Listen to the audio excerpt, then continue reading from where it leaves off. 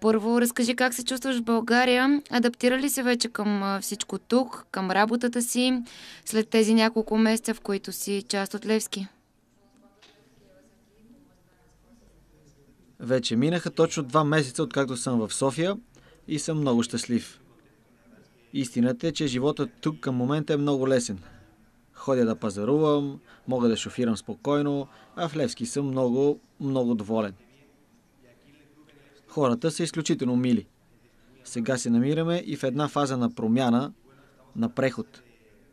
Искаме да въведем тук методиката от испанския футбол в Левски, а това отнема време. На мен би ми се искало всички от отбори да са на върха в класиранията, повече от момчета да тренират с първи отбор, но всичко с времето си. Затова казвам, че съм доволен от работата, която се върши в Левски, откакто съм тук. Теб те повика Пепе Мурсия, нали?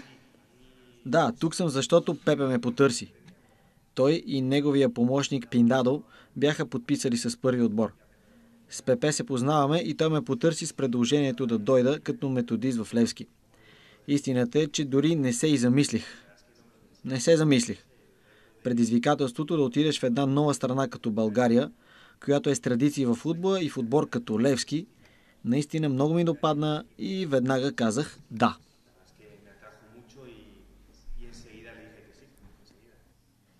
И как реагира, когато Пепе Мурсия си тръгна и всичко, което се случи след това, той прекара доста малко време в Левски.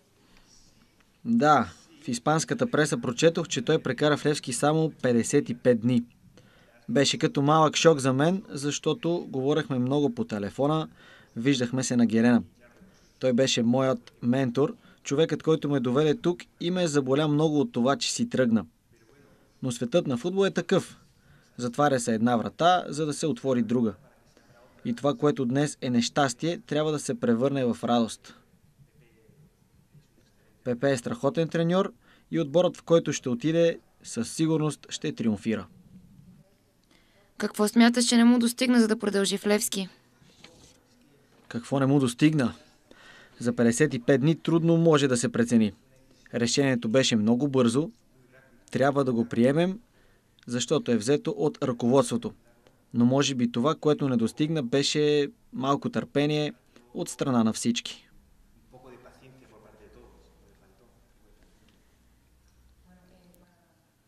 Нека да се върнем към младите футболисти, защото това е нещото, с което ти се занимаваш. Разкажи ни какво завари тук. Това, което най-много ме впечатли, беше работоспособността, която имат всички футболисти. Това е много хубаво. Желанието за работа, желанието да се тренира. Един малък проблем, с който се сблъскваме и върху който най-много работим, е взимането на решения.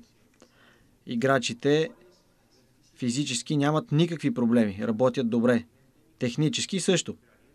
Но тактически и що се отнася до взимането на решения на всеки състезател на терена, там виждам, че има проблеми. Трябва да работим в такава насока, че играчите да мислят на терена. Изглежда лесно да го кажеш, но когато излезеш да играеш с треньора, който ти казва нещо, с публиката, която ти казва друго, а главата ти казва трето съвсем различно, тогава в такива случаи, независимо поради каква причина, играчите малко се изключват от мача. Остават се на течението и това е едно от нещата, върху които трябва да работим. Мотивацията, всеки един футболист да осъзнава какво означава Левски и защо е тук и най-вече агресията. Концентрацията, интензитетът, както по време на тренировките, така и в мачовете. Защото ти ще играеш така както тренираш. Ако тренираш здраво, ще играеш добре. На това работим сега. Мотивацията и концентрацията. Техниката на играчите си я имат. Наскоро Даниел Бонимиров представи концепция за развитието на школата. Функционира ли тя вече и какво предприехте най-напред? Колелото започна да се върти. Представете си, че играем футболен матч и сме в първата минута. Тък му започна всичко. Моята цел и това, което искам, е да сбъдна мечтата на Боримиров. След 2, 3, 4 години в първи отбор да има много футболисти от школата. Към момента се опитваме да подобрим това, с което разполагаме. Наблюдаваме и други играчи в България, за да привлечем по-добри състезатели. Но в същото време работим и с тези, с които разполагаме. Затова смятам, че се движим добре, според плана и че той ще бъде изпълнен. Най-голямата радост за мен ще е да сбъдна мечтата на Боримиров. И 40-50% от играчите в първи отбор да бъдат продукт на школата от Герена. Случиха се много промени и в школата, откакто ти дойде. Методистите бяхте двама, а сега вече си само ти. Това добре ли е за теб, защото сега ти си човекът, който си взима сам решенията? Или беше по-добре преди, когато имаше и помощник? Тук има деца от 7 до 21 годишна възраст. Има много отбори, много треньори и един човек сам може да се справи, но е доста сложно. Аз лично стоя цял ден тук. Затова когато са двама е по-добре, защото си делят работата и е по-лесно. Иван Колев си тръгна, за да поеме Славия. Той е страхотен треньор и сигурно ще успее там.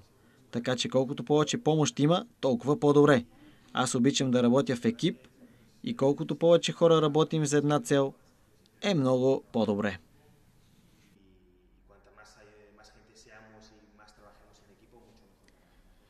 Ще те попитам нещо, не знам дали ще ти хареса, но се появи информация, че сте имали някакъв конфликт с Иван Колев. Това вярно ли е или всичко е било наред, докато работехте заедно? Никога не е имало конфликт между нас. Аз също го прочетох в пресата. Както вече казах, Колев е много добър методист. Свърши много работа тук, като треньор също е добър. Още повече, че аз никога няма да кажа нещо лошо за колега. Синът му Светло също тренира в школата на Левски. Никога не е имало проблем. Просто той има един начин на мислене, а аз друг. Но никога не е имало конфликт. Никога. Не сме имали никакви проблеми. Обратно към темата с подрастващите, как ти се струва това, с което разполагат българите като цяло? Не само това, с което разполага Левски. Сам каза, че наблюдавате и други момчета. Как ти се струват българите като талант, като потенциал? Футболният талант е голям. Малка страна като България разполага с много футболна култура. Дори има и отбор в груповата фаза на Шампионската лига.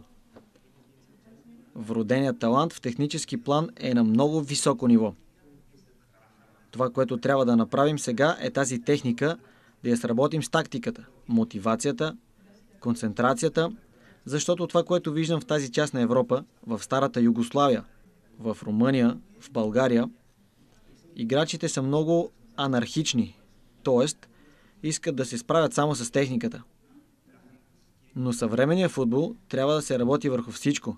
Физиката, психиката, тактиката и когнитивната, което е познанията за играта. Да вземеш правилното решение във всяка част на терена.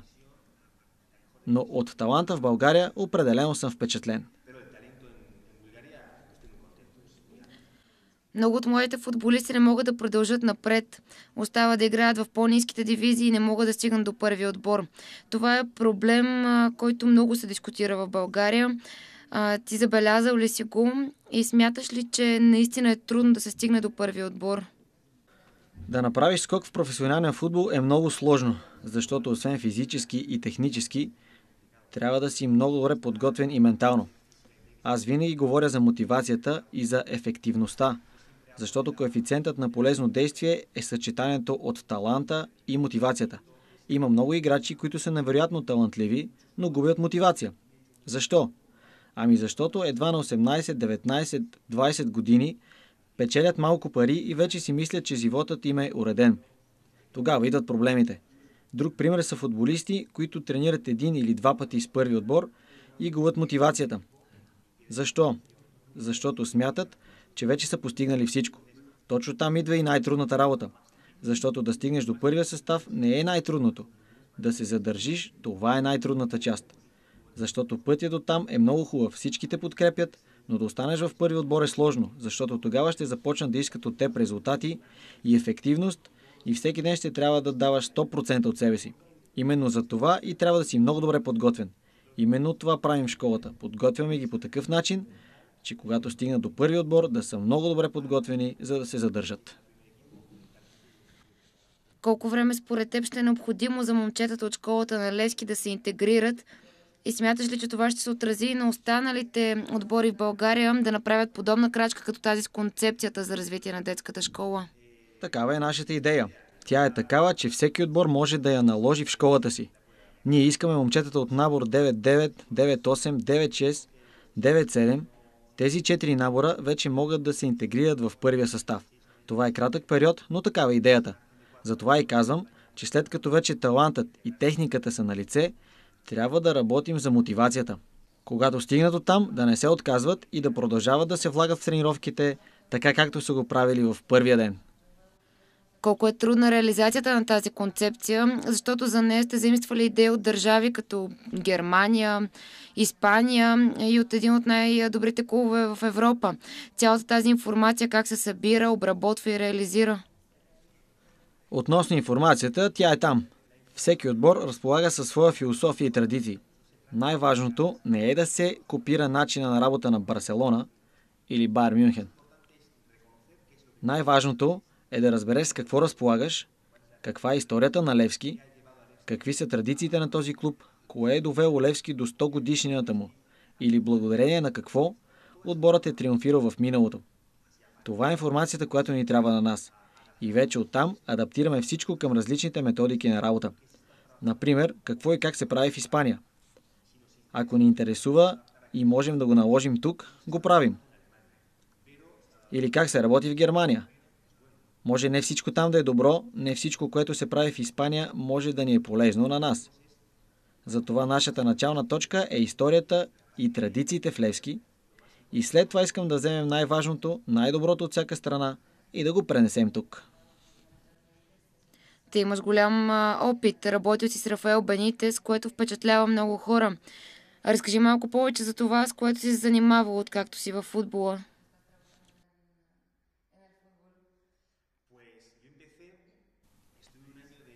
Започнах като координатор в едно училище в Барселона. Прекарах една много хубава година там. След това работих с Рафа Бенитес, най-вече в уеб страницата му, където можете да видите мои материали върху международния футбол. Нещото, което най-много ми харесваше, беше именно това – италианският, немският, английският футбол. Винаги съм се интересувал от различните първенства. Последваха 2 години във Вилереал, 1 година като скаут в търсене на нови футболисти. Всичко това беше много хубаво, но това, което на мен ми харесва, е треньорската професия. Искам да съм треньор. Последва 1 година като помощник в школата на Вилереал, а миналата година бях в отбора на моя град Кастейон, исторически клуб в Испания, който обаче в момента е в 3-та дивизия. Там също бях помощник треньор. И за в бъдеще се надявам да се превърна в един добър треньор, защо не и тук в Левски. Но треньор на младите или на мъжете? Бих искал да съм в професионалния футбол. За сега работата като методист в школата на Левски ми харесва много. И това ще е нещото, с което ще се занимавам през следващите години. Но се надявам това да бъде и крачка към професионалния футбол. Кое е най-ценното, което е научил Рафа Бенитес? Какъв е той като човек, като треньор? Всички виждаме как се справя той, но това, което е в кухнята, сигурно е по-различно. Най-вече изискванията, които има. Много е взискателен, обръща внимание на детайлите. В футбола всеки детайл е важен. И това, което може да направи разликата в даден момент, са точно малките неща. Така че държи много на тези неща, на концентрацията и мотивацията.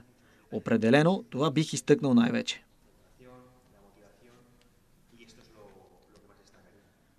Друга тема, която бих искала да засегна, е идването на Ливърпул в България. Ти си работил там и то с Рафа Бенитес. Какво се е променило в играта на Ливърпул към този момент? Защото дори и да не си там вече, със сигурност следиш случващото се. И как смяташ, че ще се представи в срещите с Лудогорец, защото това, което успя да постигне българският тим, е наистина похвално. Историческо е. Да, Ливърпул е в нова фаза с Брендан Роджърс начело.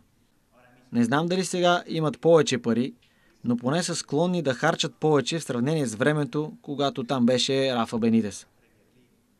Сега приоритет пред тима е да спечели първенството. С Бенитес стигнаха до 2 финала в Шампионската лига и 2 срещу Милан. Сега Манчестър Юнайтед не е в добро състояние.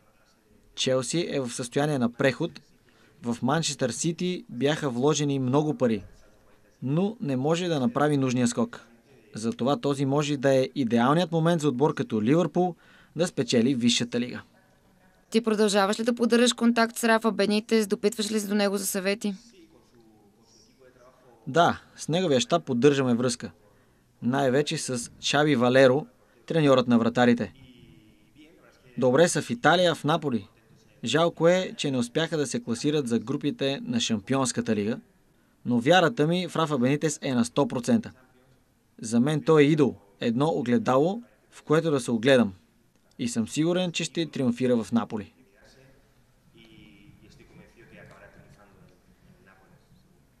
Прочетох в испанската преса твое изказване за Левски, в което заявяваш, че това е най-хубавото нещо, което ти се е случвало. Истина ли е това? На спортно ниво, да.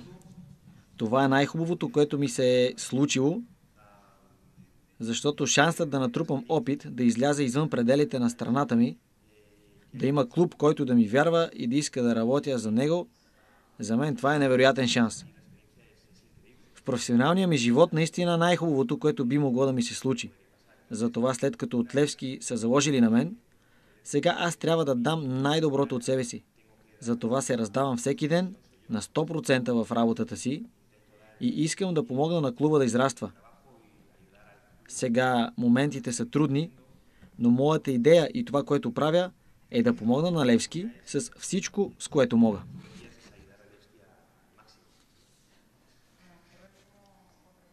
Последно ще те попитам какво искаш да постигнеш най-много с Левски, какво искаш да постигне и първият тим през тази година, защото очевидно нещата не вървят много добре.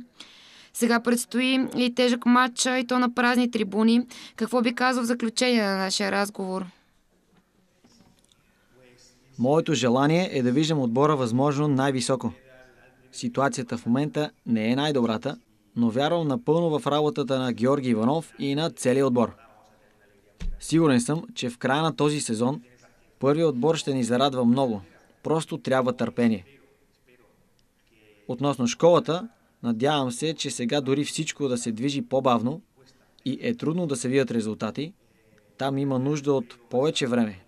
Година, година и половина, за да видим играчи в първия отбор. Искам да радваме хората, всички да се гордеят с работата, която вършим тук. И феновете да напълнят отново стадион Георги Аспарухов.